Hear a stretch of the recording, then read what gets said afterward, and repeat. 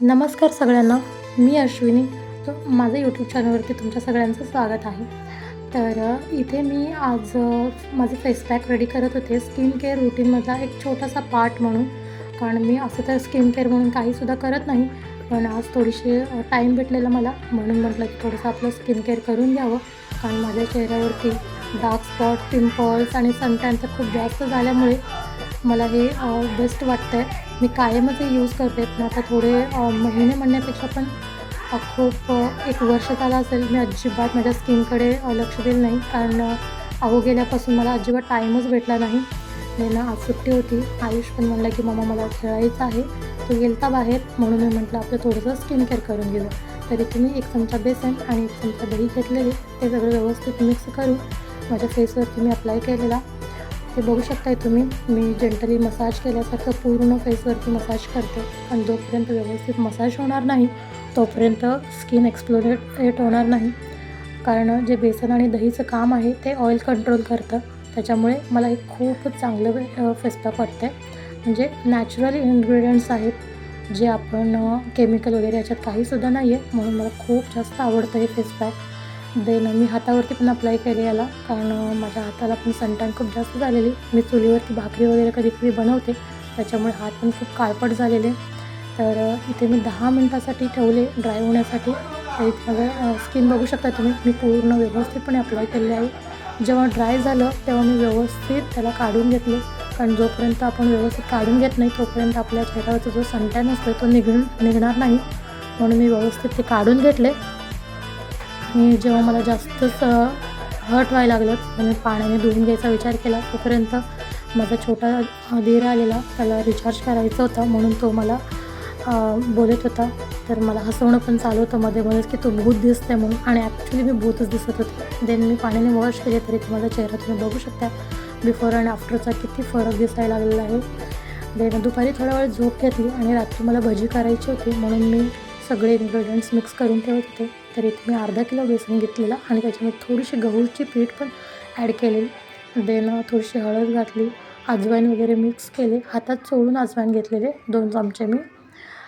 तर इथे व्यवस्थितपणे मला मिरच्या घालायच्या नव्हत्या, कारण माझ्या आयुष्याला अजिबात तिखट चालत नाही. पण घरातली लोकं सगळे आहेत, त्याच्यामुळे मी थोडेसे म्हणण्यापेक्षा 2-3 मिरच्या वगैरे काढून त्याच्यामध्ये टाकले. आणि भरपूरशी कोथिंबीर पण मी इथे घेतलेली, कारण मला कोथिंबीर खूप जास्त आवडते. देन 1 प्लेटभर मी असा कांदा घेतलेला, ते पण बारीक चिरून घेतलेले. कारण कांदा भजी एक आपण वेगळ्या पद्धतीने करतो, आणि हे जी भजी मी करत होते हे एक वेगळ्याच पद्धतीनं होतं, म्हणून मी व्यवस्थित कांदा वगैरे कट करून त्याच्यामध्ये घातलेले. देन मीठ पण घातले, चवीनुसार मीठ पण घातले. तसं तर हा म्हणजे माझ्या व्लॉगमध्ये काहीसुद्धा कामाचा नव्हता व्हिडिओ, पण मला वाटलं की बाबा म्हणजे प्रत्येकाची एक वेगवेगळी रेसिपी असते भजी करण्याची. माझी जी रेसिपी आहे मला वाटलं की तुमच्यासोबत थोडं शेअर करावं.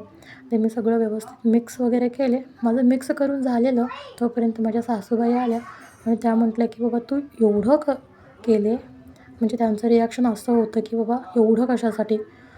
मग माझं म्हणणं असं आहे की आता माझ्या घराच्या जवळच माझी नणंद आणि माझी छोटी सासू, म्हणजे माझ्या सासूची छोटी जाऊ राहते. मग आता त्यांनी काही केलं तर आम्हाला देतात, म्हटल्यानंतर आम्ही काहीतरी केल्यानंतर त्यांना पण द्यावंच लागणार आहे. म्हणून मी थोडंसं जास्तच केलेली.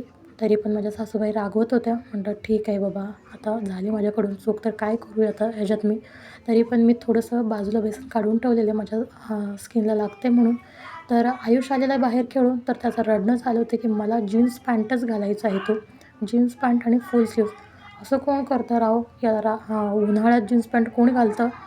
म्हणून मग नंतर मी आयुषसाठी फक्त 4 ते 5 भजी तळून घेतले. तो नको म्हणत होता की मला अजिबात खायचं नाही आहे. तरी पण मी म्हटलं की तू टेस्ट करून बघ कशी झाली मला सांग. जर नाही चांगलं वाटलं तर खाऊ नको, आणि चांगलं वाटलं तर खा.